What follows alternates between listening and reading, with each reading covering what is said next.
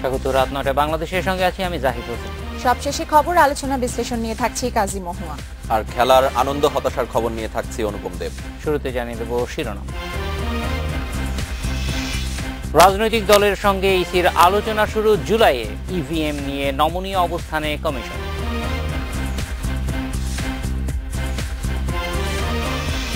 রেন্ট্রির বিরুদ্ধে ব্যবস্থা নেবে শুল্ক গোয়েন্দা, বনানী থানার ওসিকে মানবাধিকার কমিশনের তলব।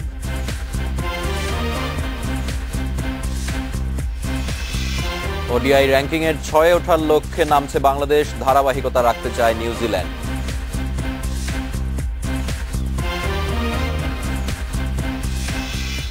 রাত ৯টায় বাংলাদেশে আজ মতামত পাঠানোর বিষয়ে রমজানের বাজার তদারকি। মতামত পাঠাতে পারেন SMS অথবা ফেসবুকে। আপনাদের মতামত জানাবো সংবাদের পরের অংশে। ৭১ জাতীয় সংসদ নির্বাচনের রোড ম্যাপ নিয়ে জুলাই থেকে নভেম্বর পর্যন্ত রাজনৈতিক দলগুলোর সঙ্গে সংলাপ করবে নির্বাচন কমিশন।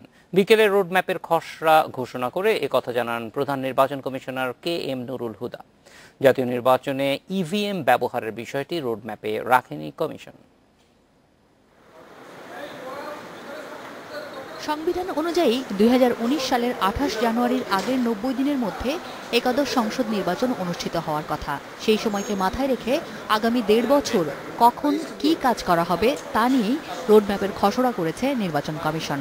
মঙ্গলবার দিনভর বৈঠক শেষে খসড়াটি ঘোষণা করেন সিইসি। সিইসি জানান, জাতীয় সংসদ নির্বাচনের আগে প্রশাসনকে অর্থ ও পেশি শক্তির প্রভাবমুক্ত করা ও লেভেল প্লেইং ফিল্ড তৈরি, নির্বাচনী প্রক্রিয়া সহজ করা, সীমানা নির্ধারণ, ভোটার তালিকা হালনাগাদ, ভোটকেন্দ্র স্থাপন, নতুন রাজনৈতিক দলের নিবন্ধন এবং নির্বাচনী কর্মকর্তাদের ট্রেনিং, এই ৭টি বিষয়কে প্রাধান্য দেওয়া হবে। বিভিন্ন রাজনৈতিক দল, তারপরে সিভিল সোসাইটি, যদি সম্ভব হয় সাংবাদিক ভাইদের সাথে কথা বলে আমাদের যে সমস্ত প্রস্তাবগুলো আছে এগুলো তাদের সাথে শেয়ার করে ফাইনাল সিদ্ধান্ত নেব। রাজনৈতিক দলগুলো না চাইলে জাতীয় নির্বাচনে ইভিএম চাপিয়ে দেওয়া হবে না বলেও জানিয়েছেন সিইসি।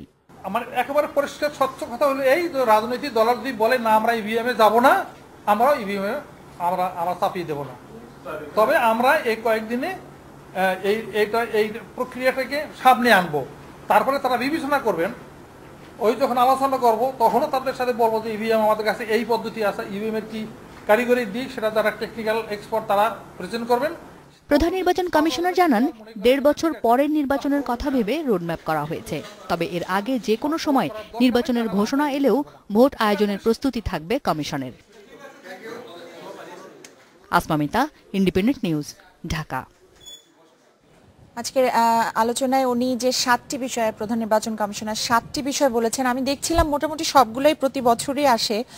মোটামুটি না, আসলে সবগুলোই প্রতি বছরই নির্বাচন কমিশন প্রতি নির্বাচনের আগে নির্বাচন কমিশনের রোড ম্যাপে থাকে। তবে নতুন রাজনৈতিক দলের নিবন্ধন বিষয়টা দেখে মজা লাগলো। বাংলাদেশে নতুন রাজনৈতিক দলের নিবন্ধন মোটামুটি একটা চলমান প্রক্রিয়ার মতো হয়ে গেছে। এতগুলো দল যেগুলো হয়তো আমরা অনেকগুলোরই নাম জানি না এখনো, এইটার মধ্যে নতুন শুধুমাত্র রোডম্যাপ শব্দটাই আমার কাছে মনে হচ্ছে, এছাড়া তেমন কিছু নতুন মনে হচ্ছে না। নিশ্চিত এটা আগে ব্যবহার হয় নাই, মনে হচ্ছে যে এটি নতুন। তবে একটা বিষয় হচ্ছে যে প্রশাসনকে অর্থ ও পেশি শক্তির প্রভাব মুক্ত করা ও লেভেল প্লেইং ফিল্ড তৈরি করা। আমার মনে হয় যে নির্বাচন কমিশন যদি শুধু এই একটি করতে পারে তাহলে বাকিগুলির লজিক্যাল কনসিকুয়েন্স হিসেবে নিজেরাই ঠিক হয়ে যাবে, নিজেদেরই চলে আসবে। এবং আমার মনে হয় যে এই ১.৫ বছর সময়ের একটা বড় সময় ব্যয় করার প্রয়োজন আছে যে এই অর্থ এবং পেশি শক্তি মুক্ত নির্বাচন করার। ইভিএম নিয়ে প্রাথমিকভাবে যে কথা বলেছে সিইসি, তাতে বিএনপি হয়তো কিছুটা আশ্বস্ত হবে। অনুপম, না, বিএনপি আসলে প্রধান নির্বাচন কমিশনার গত কয়েকদিন আগে যখন প্রথম এই প্রস্তাব দিলেন যে আমরা সবগুলো দলের সাথে বসবো এবং এই ধরনের রোডম্যাপের কথা প্রথম উঠলো, তখনই কিন্তু বলা হয়েছিল যে সবগুলো দলকে ডাকা হবে এবং সব দল যদি একমত না হয় সেই ক্ষেত্রে ইভিএম তারা নেবেন না। তো সেই ক্ষেত্রে আসলে বিএনপির ভয় পাওয়ার কিছু নেই, কারণ যেহেতু উনি আগেই বলেছেন। এখনই কিন্তু বলে দেওয়া যায় না যে ইভিএম ইলেকশন কমিশন তাদের রাখছে কিনা, আলোচনার পরে হয়তো। কারণ আলোচনায় যদি সব দল চায় তাহলে নিশ্চয়ই নতুন করে ভাবতে হবে। এটা তো এখনো পর্যন্ত তারা আলোচনার জন্য উপস্থাপন করবে, ফলে তাদের সিদ্ধান্ত নেওয়ার জায়গায় আসে। তবে সব দল এবং ইসির কথা যদি বিবেচনা করি সেই ক্ষেত্রে আগে আমরা যেরকম দেখছিলাম যে না আমরা আলোচনায় যাব না, বা নির্বাচন কমিশনও এক ধরনের ঘোষণা দিয়ে বলছে যে এই ঘোষণা মানতে হবে, না হলে আমাদের কিছু করার নেই। সেই জায়গা থেকে মনে হয় কিছুটা পরিবর্তন এসছে, সবাই আলোচনার একটা আমরা মোড়ে আসলে আছে। নভেম্বর নাগাদ বুঝতে পারবো ইভিএম এর বিষয়টি, ততদিন অপেক্ষা করি আমরা। এদিকে কওমি মাদ্রাসা ভিত্তিক ভোট পুঁজি করে দেশের বড় দুই দলের কাছ থেকেই সুবিধা আদায় করছে হেফাজতে ইসলাম, এমন মত দিয়ে বিশ্লেষকরা বলছেন সংগঠনটিকে কাছে পেতে আওয়ামী লীগ বিএনপির চেষ্টার রাজনীতির জন্য অশনি সংকেত। তবে হেফাজতের দাবি ক্ষমতায় থাকা ও আশার স্বার্থেই তাদের সমর্থন পাওয়ার চেষ্টা করছে প্রধান দুই দল। শাপলা চত্বরে তাণ্ডবের শুরুতে কওমি মাদ্রাসা ভিত্তিক সংগঠন হেফাজতে ইসলামের দাবি দেওয়ার প্রতি সমর্থন দেয় বিএনপি। পাশে থাকার চেষ্টা করে এরশাদের জাতীয় পার্টিও। তবে তাণ্ডব পরবর্তী অভিযানে হটে গেলে নানামুখী সমালোচনায় কোণঠাসা হয়ে পড়ে সংগঠনটি। দীর্ঘদিন আলোচনায় না থাকা হেফাজতে কওমি মাদ্রাসার সনদ স্বীকৃতির প্রশ্নে দাওয়াত পায় গণভবনে। দাওরায়ে হাদিস সনদকে দেয়া হয় মাস্টার্সের সমমান। সামনে আসে ক্ষমতাসীন দলের সঙ্গে ঘনিষ্ঠতার বিষয়টি, আর এর সূত্র ধরেই আবারও যোগাযোগ বাড়ায় বিএনপি, পিছিয়ে নেই জাতীয় পার্টিও। হেফাজতে ইসলাম রাজনৈতিক দলগুলোর দেয়া বাড়তি গুরুত্বের সুযোগ নিচ্ছে বলে মত রাজনৈতিক ও বিশ্লেষকদের। সবাইয়ের সাথেই তারা যোগাযোগ করছে, তার মানে কি তাদের কাছে কোনো নীতি নাই, তার কাছে কোনো আদর্শ নাই। এই দলগুলির তো কতগুলি নীতি আছে, আদর্শ আছে, তাহলে এই দলগুলির সাথে নির্বিশেষে, সে নীতি নির্বিশেষে যে যোগাযোগ করছে, তার মানে হচ্ছে তারই হচ্ছে সুবিধাবাদী নীতি। ধর্মের প্রতি দুর্বলতা, ধর্মের প্রতি অনুরাগ কিংবা ধর্মের ভিত্তিতে উগ্রতা, এটারই সুযোগ নিচ্ছে তারা, এই যে রাজনৈতিক ইসলাম প্রতিষ্ঠার চেষ্টা করছে। তবে সুবিধা আদায়ের এই অভিযোগ নাকচ করেছে সংগঠনটি। তাদের দাবি কওমি মাদ্রাসা ভিত্তিক ভোটের সুবিধা নিতেই ঘনিষ্ঠতা বাড়াতে তৎপর রাজনৈতিক দলগুলো। হেফাজতে ইসলামের একটা নিজস্ব ভোট ব্যাংক আছে, এই ভোট ব্যাংকের প্রতি প্রত্যেক রাজনৈতিক দলের একটা কি আছে, আগ্রহ আছে। অতএব হেফাজতে ইসলাম কোনো রাজনৈতিক দলের কাছে যাবে না, রাজনৈতিক দলগুলো তাদের স্বার্থে হেফাজতের কাছে আসবে। এদিকে হেফাজতে ইসলামের আদর্শ বা ১৩ দফা দাবিকে অসাম্প্রদায়িক বাংলাদেশের জন্য হুমকি মনে করছেন বিশ্লেষকেরা। তাদের মতে বড় দলগুলোর গুরুত্ব পেতে থাকলে রাজনীতিতে বিপজ্জনক হয়ে উঠতে পারে হেফাজতে। নাফিজাতুল্লাহ, ইন্ডিপেন্ডেন্ট নিউজ, ঢাকা। সৌদি আরবে ৪ দিনের সফর শেষে রাতে দেশে ফিরছেন প্রধানমন্ত্রী শেখ হাসিনা। রিয়াদে সময় বিকেল ৪টায় মক্কা থেকে রওনা দিয়েছেন প্রধানমন্ত্রী, বাংলাদেশে পৌঁছবেন রাত ১টায়। এর আগে মক্কা শরীফে পবিত্র উমরা পালন করেন শেখ হাসিনা। সাফা মারওয়া এবং কাবা শরীফ তাওয়াফের মধ্য দিয়ে উমরার আনুষ্ঠানিকতা শেষ করেন। দোয়া করেন দেশবাসীর জন্য। উমরা পালনের সহায়তা করেন মসজিদুল হারামের একজন খাদেম। সোমবার দুপুরে রিয়াদ থেকে মদিনায় পৌঁছান প্রধানমন্ত্রী। মসজিদে নববীতে জোহরের নামাজ আদায়ের পর মহানবী সাল্লাল্লাহু আলাইহি সাল্লামের রওজা জিয়ারত করেন। সৌদি বাদশার আমন্ত্রণে আরব ইসলামিক আমেরিকান সম্মেলনে যোগ দিতে শনিবার রাতে রিয়াদে যান প্রধানমন্ত্রী শেখ হাসিনা। সুপ্রিম কোর্টের বিচারক অপসারণ সংক্রান্ত সংবিধানের ষোড়শ সংশোধনী বাতিল মামলার আপিল শুনানি আগামীকাল পর্যন্ত মুলতবি করা হয়েছে। সকালে প্রধান বিচারপতি এসকে সিনহা সহ আপিল বিভাগের ৭ বিচারকের বেঞ্চে পঞ্চম দিনের মতো শুনানি হয়। শুনানিতে প্রধান বিচারপতি এসকে সিনহা বলেন, নিম্ন আদালতের মতো সুপ্রিম কোর্টও কবজায় নিতে চায় সরকার। আইন মন্ত্রণালয়ের বাধার কারণে সুপ্রিম কোর্ট নিম্ন আদালতকে পরিচালনা করতে পারছে না। আদালতে অ্যাটর্নি জেনারেল মাহবুবে আলমের যুক্তিতর্ক উপস্থাপনের সময় প্রধান বিচারপতি এই মন্তব্য করেন। শুনানিতে লিখিত যুক্তিতর্ক উপস্থাপন করতে গিয়ে অ্যাটর্নি জেনারেল বলেন, মামলার রায়ে হাইকোর্টের বিচারকেরা সংসদ সদস্য, ক্রিমিনাল রেকর্ড সহ নানা বিষয়ে যেসব মন্তব্য করেছেন সেগুলো প্রমাণ না হলে রাষ্ট্রপতির উচিত হবে তাদের বিরুদ্ধে ব্যবস্থা নেওয়া। এ সময় প্রধান বিচারপতি প্রশ্ন রাখেন, রাষ্ট্রপতিকে বিচারককে অপসারণ করতে পারেন কিনা। জবাবে অ্যাটর্নি জেনারেল বলেন, এখন কোনো আইন না থাকায় রাষ্ট্রপতি চাইলে অপসারণ করতে পারবেন। 2016 সালের 5ই মে বিচারপতি অপসারণের ক্ষমতা সংসদকে দেয়া সংক্রান্ত ষোড়শ সংশোধনী অবৈধ ঘোষণা করে হাইকোর্ট। ওই রায়ের বিরুদ্ধে আপিল করে রাষ্ট্রপক্ষ।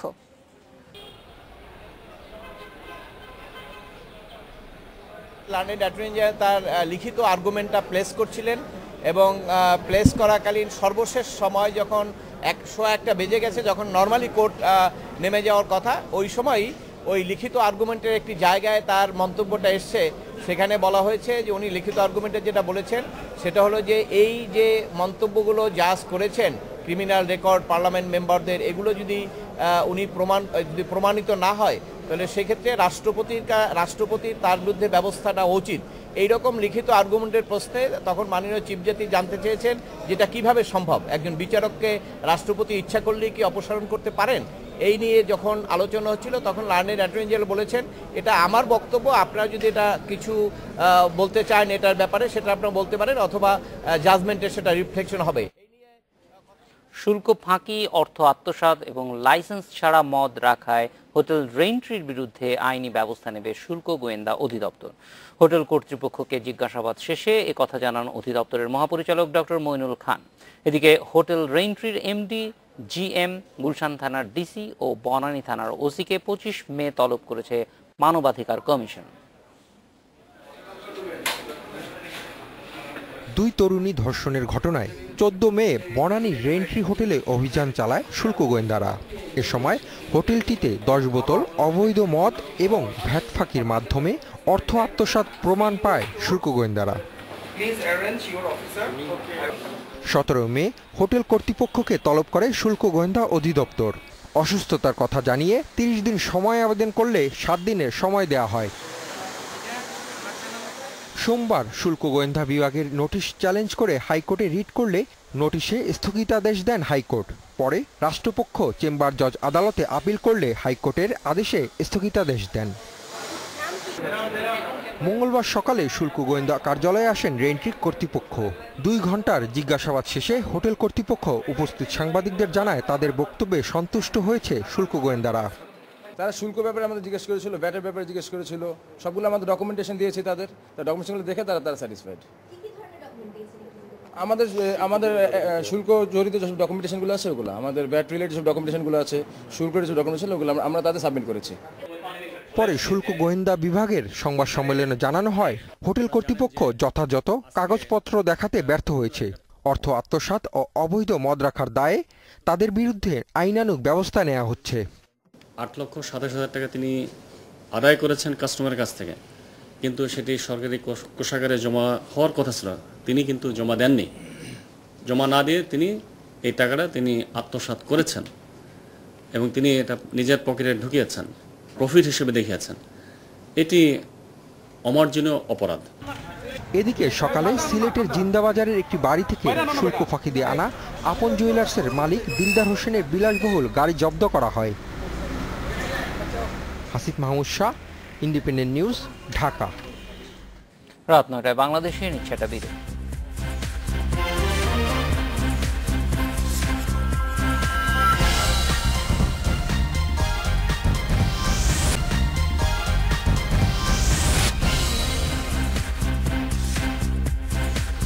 নয়টা 21 ফিরে এলাম রাত 9টায় বাংলাদেশে।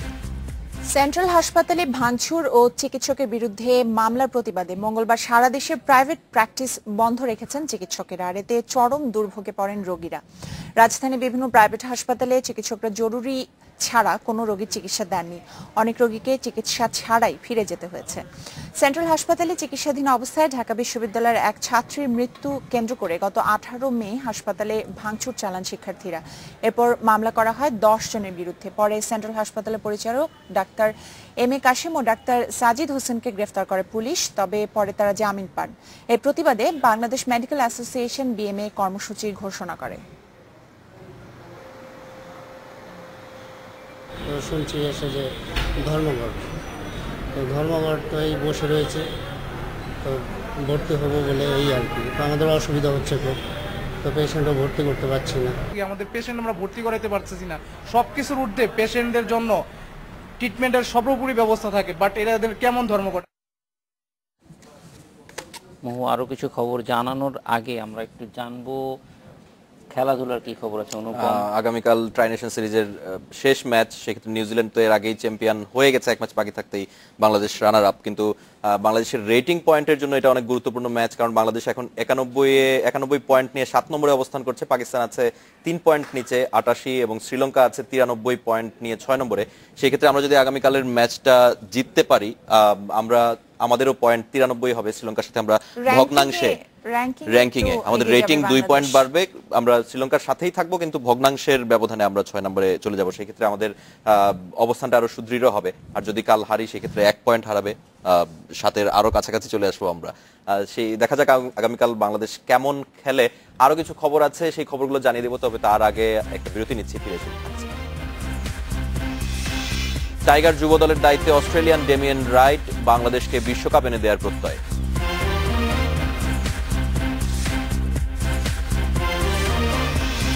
ফেডারেশন কাপে কাল মুখোমুখি হচ্ছে শেখ জামাল মোহামেডান, পুরো শক্তির দল পাচ্ছেন না আফুসি।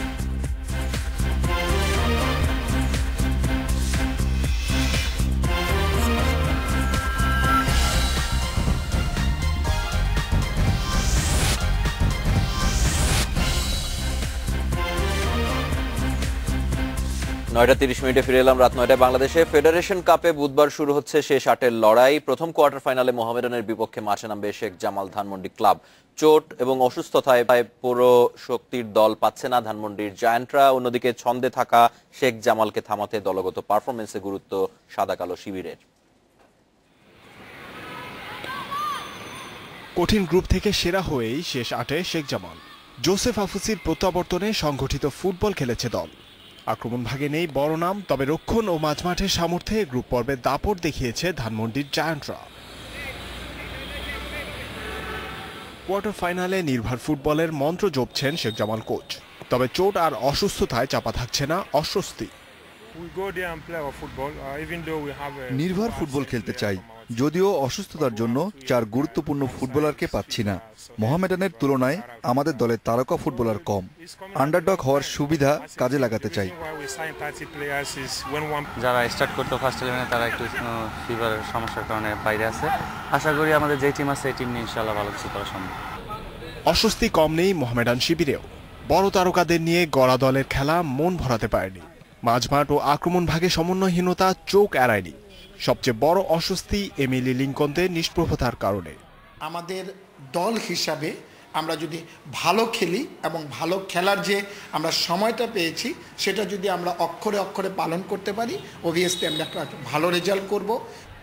চ্যালেঞ্জের মাঝে অন্যরকম চ্যালেঞ্জ মোহামেডান কোচ সৈয়দ নাইমুদ্দিনের। ভারতীয় ফুটবল গুরুর দীক্ষা এখন পর্যন্ত পুরো কাজে লাগাতে পারেনি শিষ্যরা। ফেডারেশন কাপে অপেক্ষা এখন নাইম আফুসি বাহিনীর জমজমাট লড়াই। Zahir Bhuiyan, independent news. ত্রিদেশীয় সিরিজের শেষ ম্যাচ কাল। ওডিআই র্যাঙ্কিং এর 6 নম্বরে ওঠার লক্ষ্যে নিউজিল্যান্ডের মুখোমুখি হবে বাংলাদেশ। ব্ল্যাক ক্যাপদের শক্ত পরীক্ষা নিতে চায় টাইগাররা, অন্যদিকে আধিপত্য দেখিয়ে জয় তুলে নিতে চাইছেন টম লেইথাম। ডাবলিনে ম্যাচ শুরু বাংলাদেশ সময় বিকেল 4:45টায়। দ্বিতীয় সারির দল নিয়েও প্রথম ম্যাচে বাংলাদেশকে অনায়াসে হারিয়েছে নিউজিল্যান্ড। সৌম্য, মুশফিক মাহমুদুল্লাহর 50-র পরও হৃষ্টপুষ্ট হয়নি স্কোর। বোলিংয়ে মাশরাফি ছিলেন খরুচে, উইকেট শূন্য থেকেছেন সাকিব মিরাজ। ডেড রাবার হলেও বুধবারের ম্যাচ নিয়ে বাংলাদেশের ভাবনা অন্যরকম। র্যাঙ্কিং এর উন্নতি মাথায় আছে মাশরাফিদের, সেই সঙ্গে চ্যাম্পিয়ন্স ট্রফির আগে সেরা কম্বিনেশন খুঁজে নেওয়ার চেষ্টায় ম্যানেজমেন্ট। এরই মধ্যে ট্রফি নিশ্চিত নিউজিল্যান্ডের। শেষ ম্যাচে গাছাড়া ভাব দেখাচ্ছে না ব্ল্যাক ক্যাপস। অধিনায়ক টম লেইথাম হুঁশিয়ারি দিয়ে রেখেছেন, আইপিএল শেষে কোরে অ্যান্ডারসন ও ম্যাট হ্যানরি ফেরায় আরো শক্ত ব্ল্যাক ক্যাপস স্কোয়াড। বাংলাদেশ পূর্ণ শক্তির দল নিয়ে খেলছে। চ্যাম্পিয়ন্স ট্রফিতে একই গ্রুপে খেলবো আমরা। এখানে জিতে মোমেন্টাম ইংল্যান্ডে নিয়ে যেতে চাই। ওদের বিপক্ষে খেলাটা চ্যালেঞ্জিং। এই ম্যাচ জিতলে রেটিং 91 থেকে 93 পৌঁছাবে। প্রথমবারের মতো র্যাঙ্কিং এ 6 উঠবে বাংলাদেশ। হারলে অবনমন হচ্ছে না, খোয়াতে হবে 1 point. Saiful Majumder, independent news. Australian Damien রাইটকে অনূর্ধ্ব 19 দলের দায়িত্ব দিয়েছে বিসিবি। আগামী বছর নিউজিল্যান্ডে অনুষ্ঠেয় যুব বিশ্বকাপ পর্যন্ত সাইফ হাসানদের হেড কোচের দায়িত্ব পালন করবেন এই অজি। এই বিষয়ে মঙ্গলবার ডেমিয়েনের সঙ্গে চুক্তি করেছে বিসিবি। ক্রিকেটার হিসেবে একদমই অচেনা ডেমিয়েন রাইট। আন্তর্জাতিক ম্যাচ খেলার সুযোগ হয়নি কখনো, তবে অস্ট্রেলিয়ার ঘরোয়া ক্রিকেটে ছিলেন নিয়মিত। 2011 সালে ক্রিকেটকে বিদায় জানানোর পর শুরু করেন কোচিং ক্যারিয়ার। ঘরোয়া ক্রিকেটে তাসমানিয়ার কোচ ছিলেন। বিগ ব্যাশে হোবার্ট হেরিকেনকে নিয়ে গেছেন ফাইনালে। চ্যাম্পিয়ন হওয়ার আক্ষেপ থাকলেও সফলদের কাতারে রাখা যায় 41 বছর বয়সী কোচকে। ডেমিয়েন রাইটের অভিজ্ঞতা কাজে লাগাতে চায় বিসিবি। ক্রিকেট বোর্ডের দেয়া এ সুযোগ চ্যালেঞ্জ হিসেবে নিচ্ছেন রাইট। সাইফদের দিতে চান বিশ্বকাপ জয়ের স্বাদ। অবশ্যই বিশ্বকাপ জয় সম্ভব। টুর্নামেন্ট কোথায় হচ্ছে এটা বড় বিষয় নয়, ব্যাপার হচ্ছে কত দ্রুত কন্ডিশনের সাথে মানিয়ে নেওয়া যায়। আমরা যেন তৈরি হয়ে নিউজিল্যান্ডে যেতে পারি সেটাই নিশ্চিত করতে চাই। প্রস্তুতি পর্যাপ্ত হলে যে কোনো কন্ডিশনেই সাফল্য আসবে। দায়িত্ব নিয়েই শিষ্যদের সাথে বসেছেন ডেমিয়ান রাইট, পরামর্শ করেছেন ভবিষ্যৎ পরিকল্পনা নিয়ে। বুধবার রাতেই দেশে ফিরবেন রাইট। জুনের শেষ সপ্তাহে ট্রাই নেশন সিরিজ খেলতে ভারত যাবে বাংলাদেশ। তার আগেই ফিরবেন রাইট, সিরিজের জন্য প্রস্তুত করবেন দলকে। ট্রাই নেশন সহ সব টুর্নামেন্টেই জয়ের জন্য খেলতে হবে, তবে আমার দৃষ্টি থাকবে খেলোয়াড়দের উন্নতির উপর। মানসিকভাবেও শক্তিশালী করতে হবে ক্রিকেটারদের, তবেই সাফল্যের সুযোগ বাড়বে। যুবা দলের কোচিং স্টাফের সাথেও আলোচনা হয়েছে। ক্রিকেটারদের প্রস্তুতির ভার দেশি কোচদের হাতেই রাখতে চান রাইট। নিজে নেবেন তরুণদের মানসিকভাবে চাঙ্গা করার দায়িত্ব। খেলার খবর এই ছিল আমার কাছে। আরো কিছু খবর জানবো মহু এবং জাহিদের কাছ থেকে। ধন্যবাদ অনুপম। মহু, আরো কিছু খবর জানাবো, কিন্তু তার আগে নেব একটা বিরতি। আর বিরতির পর জানিয়ে ফিরছি। ম্যানচেস্টারে হামলার দায় স্বীকার করেছে আইএস। আত্মঘাতী হামলাকারীকে শনাক্তের দাবি।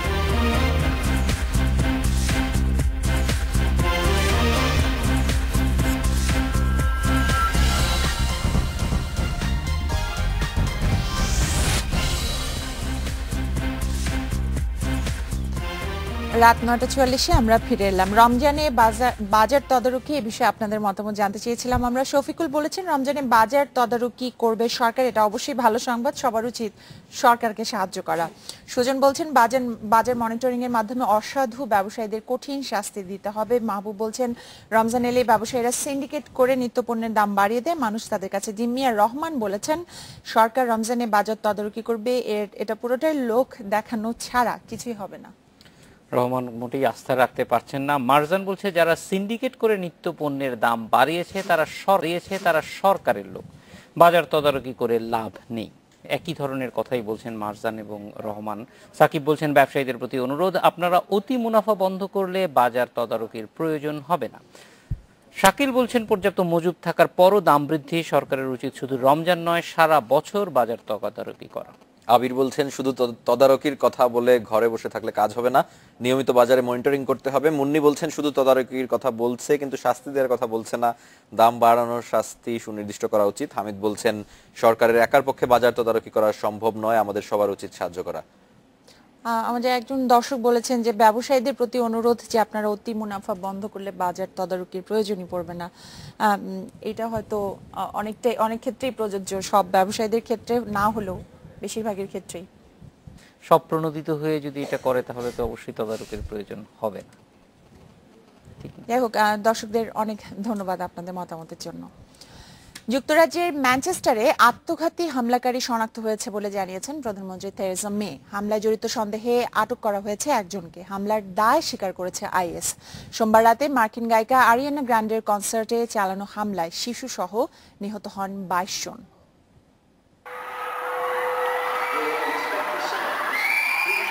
যুক্তরাজ্যের ম্যানচেস্টার অ্যারেনাতে আত্মঘাতী হামলাকারী শনাক্ত হয়েছে।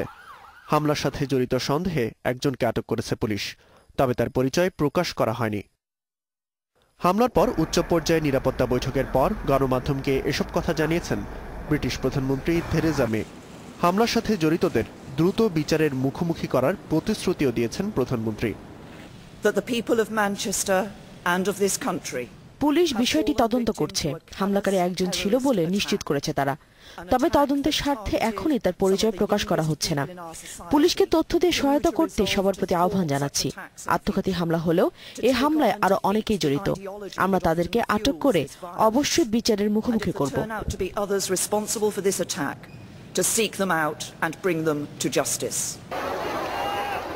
22 মে ম্যানচেস্টার অ্যারেনাতে মার্কিন গায়িকা আরিয়ানা গ্রান্ডের কনসার্ট শেষে যখন সবাই বের হচ্ছিলেন তখনই ঘটে বিস্ফোরণ।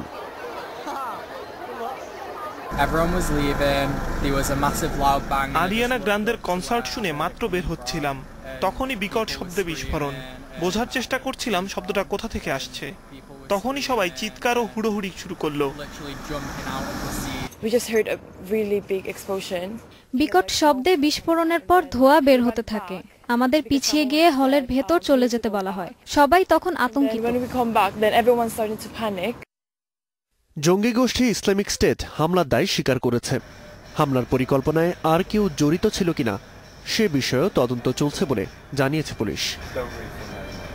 এই ঘটনায় শোক প্রকাশ করেছেন রানী এলিজাবেথ। শহর জুড়ে জাতীয় পতাকা অর্ধনমিত রাখা হয়েছে। পরিস্থিতি স্বাভাবিক হওয়ার আগ পর্যন্ত নির্বাচনী প্রচারণা স্থগিত ঘোষণা করেছে সব রাজনৈতিক দল। Wasiq Sajjad, independent news. বিমানবন্দরের সড়কের সৌন্দর্য বাড়াতে বাস্তবায়ন হচ্ছে 90 কোটি টাকার প্রকল্প। এর অংশ হিসেবে 6 কিলোমিটার রাস্তায় রোপণ করা হচ্ছে প্রায় 5.5 লাখ গাছ। তবে প্রাথমিকভাবে রোপণ করা 75টি ফাইকাস বনসাই ঘিরে তৈরি হয়েছে বিতর্ক। অবশ্য প্রকল্প বাস্তবায়নকারী সংস্থা বলছে প্রকল্পের শুরুর দিকের একটি অংশ সামনে এনেই সমালোচনা হচ্ছে।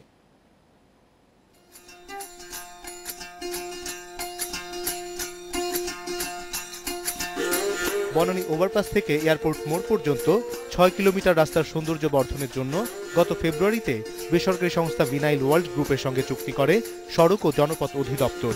এরপর শুরু হয় উন্নয়নমূলক বিভিন্ন কাজ। প্রকল্পের আওতায় আগামী সেপ্টেম্বরের মধ্যে বিমানবন্দর সড়কের 2 পাশ ও সড়ক বিভাজকে লাগানো হবে দেশি বিদেশি প্রায় 5.5 লাখ গাছ। এর মধ্যে 4 লাখ গাছ দেশি প্রজাতির বলে জানিয়েছেন প্রকল্প সংশ্লিষ্টরা।